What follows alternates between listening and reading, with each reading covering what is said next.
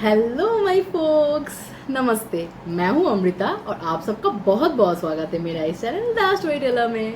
I hope आप सब लोग बहुत अच्छे हो और बहुत हेल्दी हो, हैप्पी हो अपने अपने लाइफ में। तो इसी के साथ हम लोग आज का वीडियो स्टार्ट करते हैं, जो कि है lesson number 15 of Bhagavad Gita, God resides in all of us. तो भगवद गीता में 13th चैप्टर में वर्स 3 में बोला जाता है, know me as the knower of the fields in all fields, O Bharata. The knowledge of the field and the knowledge of its knower is what I consider true knowledge. तो knower of the field is considered as a soul. Okay? जैसे कि हम लोग सबके अंदर, मतलब इंसान हो, कोई जानवर हो, पेड़ पौधा, सबके अंदर क्या होता है ना, एक सोल बसता है, आत्मा, जीवात्मा जिसको बोलते हैं, राइट। तो ये जो फील्ड है, फील्ड मतलब यहाँ पे जो समझाया जा रहा है, that is like our bodies, ठीक है। जो क्षेत्र, मतलब बोल रहे हैं कि ये है क्षेत्र, क्योंकि इसके साथ हम लोग, मतलब दिस इज कॉल्ड क्षेत्र, ओके।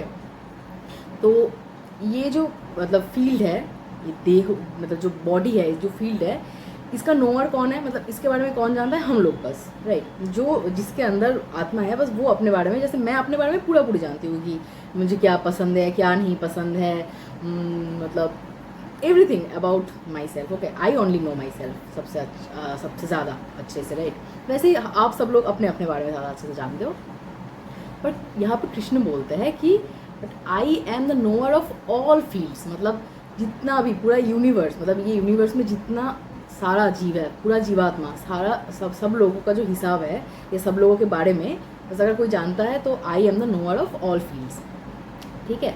तो यहाँ पे चंदोग्य उपनिषद में एक लाइन बोला जाता है, दैट इज़ लाइक तत् त्वम असि। इसका मतलब होता है यू आर दैट, मतलब जो ये यूनिवर्स है ना, ये जो पूरा, मतलब एक cosmic energy kind of we can say, तो ये इसका हम लोग बस एक पार्ट है, सब पार्ट, ठीक है। That's like the whole thing and we are the subset of this set, okay, या ऐसे कंसिडर कर सकते हैं। तो सबके अंदर बोलते हैं ना कि भगवान बसते हैं, क्योंकि यही you know this phrase also, right, अहम ब्रह्मास्मि। तो वही बोलते हैं कि सबके अंदर भगवान बसते हैं, पर वो ना हम लोगों के ऊपर है कि हम लोग कितना उस चीज़ों को इम्पोर्टेंस देते हैं। क्योंकि आप देखना, जैसे मैंने प्रीवियस लेसन में बताया है कि बुद्धि के नीचे मन होना चाहिए, तो हमेशा बुद्धि ठीक डिसाइड करता है, सही डिसाइड करता है, पर जो ये मन होता है वही क्या करता है ना, उल्टा पुल्टा डिसीजंस लेता है, राइट। तो अगर हम लोग अपना बुद्धि का सुनने लगे और सही डिसीजंस लेने लगे, तो मतलब we will sail through life, right. क्योंकि जो बुद्धि होता है, अगर हम लोग जो एक बार भगवान के सामने सरेंडर कर देते हैं ना खुद को, तो हम लोग का जो बुद्धि है वो, मतलब क्या होता है ना, वो अंदर से ना एक आवाज़ आता है जो कि हमेशा आपको ना सही डायरेक्शन में लेके जाएगा। पर उसको सुनना और सुन के इग्नोर नहीं करना, that is something we need to do. क्योंकि भगवान तो सही रास्ता दिखाना चाहते हैं हम लोगों को, पर हम लोग भटक जाता है ना, क्योंकि हम लोगों को भी पहले से ही बोलता है बुद्धि कि ये मत करो, ये करो। पर वो मन होता है कि अरे यार एक दिन जंक फूड खा लेते हैं, अरे यार एक दिन एक्सरसाइज नहीं करते हैं, यार एक दिन यार किसी के बारे में बिचिंग कर ही लेते हैं, मतलब होता है ना, किसी को डोनेट नहीं करते, किसी को हेल्प नहीं करते, क्या चला जाएगा, तो यू नो दिस थिंग्स। लेकिन बुद्धि से ही बोलता है, तो that is the thing, you know. तो सबके अंदर बसता है, बस उसको सुनने का ज़रूरत है हम लोगों को, राइट। तो इसको हम लोग ऐसे भी समझ सकते हैं, जैसे कि एक टोस्टर है और एक टीवी है। टोस्टर का काम होता है टोस्ट बनाना, टीवी का काम होता है हम लोग को एंटरटेन करना, राइट। अगर देखेंगे दोनों का पर्पस अलग है, पर सेम चीज़ों के साथ वो लोग चलते हैं, क्या, दैट इज़ इलेक्ट्रिसिटी, राइट।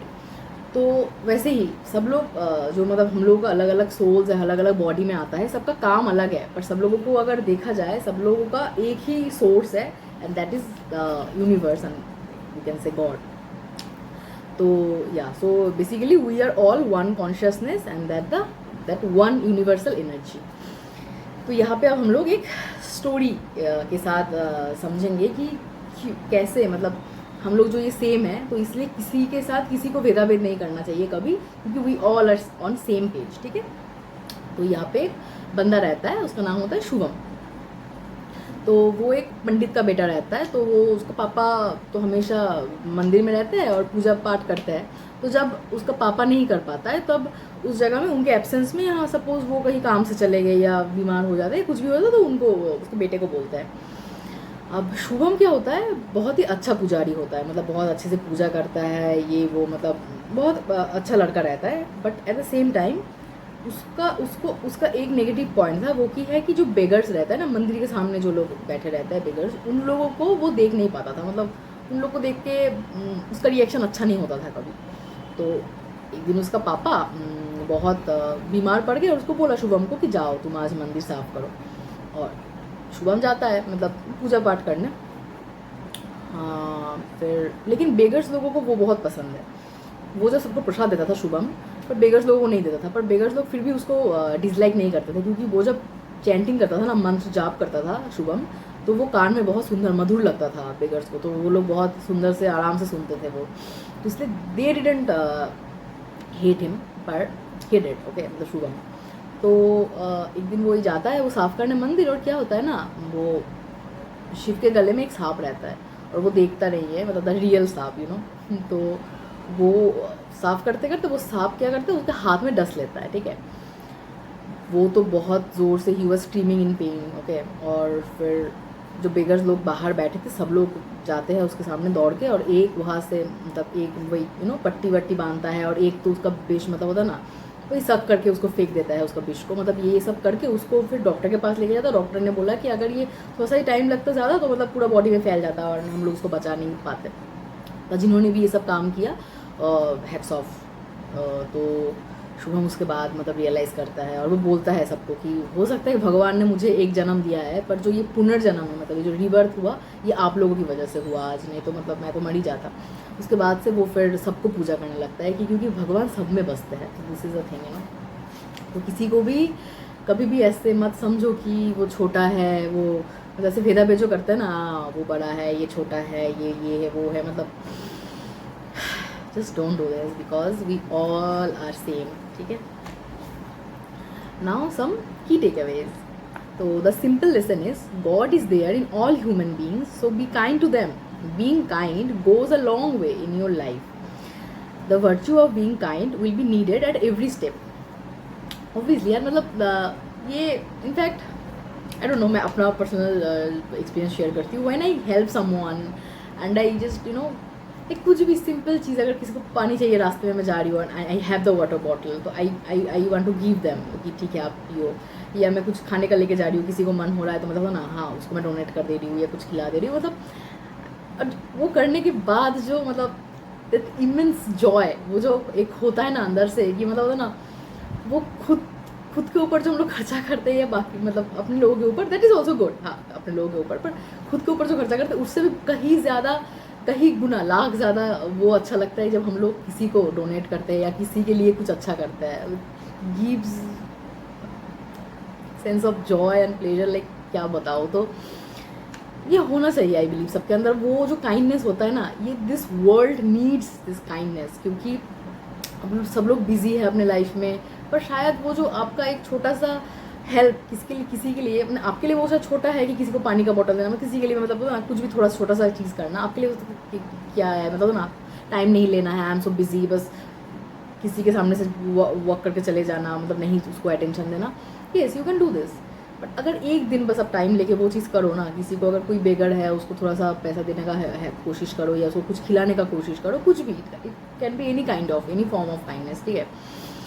कुछ भी करने का कोशिश करते हैं तो आप बस देखना, आई नो जो लोग करते हैं वो लोग समझ पा रहे होंगे मुझे, पर जो लोग नहीं भी करते हैं यार फील करते हैं कि यार यार टाइम नहीं है, बिजी हूँ, बस 1 मिनट निकाल के बस करके देखना है ये चीज़, और बस फिर you can experience that sense of Joy. So next point is, if you are hitting a bucket, throwing a bat, tennis racket when you are angry, that shows your thinking pattern. We don't realize that one day the same behavior would get extended to our relationships also. So we should treat all objects with respect and care they deserve. मतलब basically यहाँ पे जो बोला जा रहा है, जब हम लोग गुस्सा होता है तो मोस्टली क्या होता है ना लोगों के साथ, I have seen this, phone फेंक देते हैं, सामने कुछ रखा हुआ है उसको मतलब किक कर देंगे, मतलब इधर उधर मतलब ना डिज़ास्टरस मोमेंट क्रिएट कर देते हैं। तो अभी तो आप ये सब कर रहे हो, ठीक है, एक दिन जब आप अपना घर संसार बसाओगे, right, you will get married, you will have kids, और वो जब आपका ऐसा बिहेवियर देखेगा वो बच्चा, वो सोचेगा कि अरे दिस इज़ तो नॉर्मल, ही तो मैं भी कर सकता हूँ, उसको भी गुस्सा आएगा, वो फिर आपके ऊपर फ़ोन फेंकेगा, आपके सामने ये करेगा, और बच्चा है, उसके पास तो खुद का फ़ोन नहीं है, वो आपका ही फ़ोन लेके फेंकेगा। तब बस हम सोच रहे ना कि अरे यार, मतलब ये मैं क्यों करता था उस टाइम में, राइट। तो बेटर कि अभी से सुधर जाना, राइट। तो वही हर एक चीज़ को इसलिए होता है ना, treat every object with respect. मतलब कोई भी चीज़ों को ऐसे कुछ भी, मतलब कोई भी चीज़ हो, लगता है कि यार ये तो ऑब्जेक्ट है, इसके साथ हम लोग कुछ भी कर सकते हैं, नहीं कर सकते। आपका जो ये गुस्सा, ये कंट्रोल करने का जो जिम्मेदारी है वो भी आपका है। Just take responsibility of this, be accountable कि हाँ मेरे को गुस्सा शांत करना है। उसके लिए बहुत तरीके हैं। आप थोड़ा सा वेट कीजिए, आप कुछ डीप ब्रीदिंग कीजिए, आप ठंडे पानी पीजिए, कुछ भी कीजिए, but just you have to figure it out कि कैसे आप उसको ठंडा करेंगे, शांत करेंगे खुद को, rather than doing this throwing objects and all, right. Third point, we must realize that we are all interconnected and interdependent. The balance of universe is restored because God resides in all. This must foster a sense of unity and oneness with the universe. वही same चीज़ की किसी को भी छोटा बड़ा ऐसे नहीं देखना चाहिए। तो क्योंकि जो मतलब यूनिवर्स क्या करता है ना, हर चीज़ को बैलेंस करता है। जैसे सब काइंड ऑफ लोग, सब काइंड ऑफ जीव इस दुनिया में है, क्योंकि वही बैलेंस बनाने के लिए इस यूनिवर्स में, राइट। तो हम लोग एक दूसरे के ऊपर इंटरडिपेंडेंट है, कैसे कैसे करके, तो होता है ना। इसलिए किसी को भी डाउन करना या किसी को ऐसे देखना कि ये तो वर्थ इट नहीं है मेरे लिए, ये वो समथिंग, उसको भाव नहीं देना है, मतलब इसलिए वो सब चीज़ें नहीं करना चाहिए, ठीक है। बिकॉज सब लोग इंपॉर्टेंट है आपके लाइफ में। कब आपको किस चीज़ का या किस इंसान का ज़रूरत पड़ जाए, you also don't know, right. So yeah treat everyone equally. Now the fun fact. तो जैसे कि हम लोगों के पास we have 4 Vedas in our scriptures, right. तो लेकिन हिंदू धर्म तो यहाँ पे बोलते हैं कि महाभारत को मतलब 5th वेदा का स्थान दिया जाता है। तो yeah and also for the bonus tip is for your गुस्सा and all, you can start practising meditation in yoga. Meditation for your mind, जो आपको काम डाउन करने में, आपको डीप डाइव करके आप खुद के बारे में सेल्फ रियलाइजेशन में हेल्प करता है। And yoga is for your body, कि आप कैसे फिट रहे, मेंटली स्टेबल, सब कुछ के लिए। तो you can start with this things. So आज के लिए इतना ही इस वीडियो में। मिलते हैं नेक्स्ट वीडियो में, तब तक के लिए टेक केयर, बाय।